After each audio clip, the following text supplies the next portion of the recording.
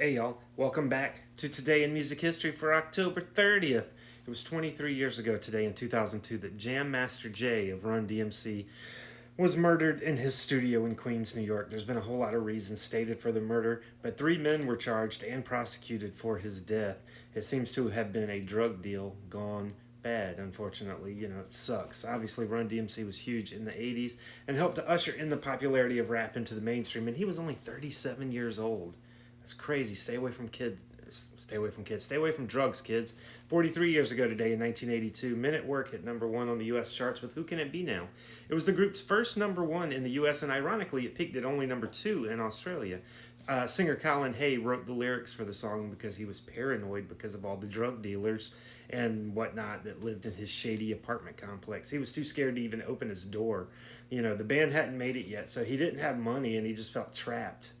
Relatable.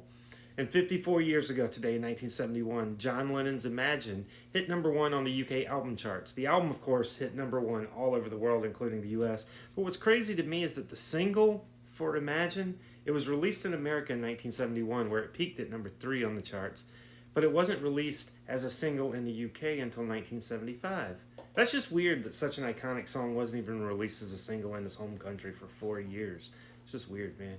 And happy birthday to Gavin Rossdale of Bush, who turned 60 today. Timothy B. Schmidt of Eagles turned 78. And Grace Slick turns 86 today. And I'm not going to lie, I thought she was already dead. Good job on beating the Reaper for that long, Grace.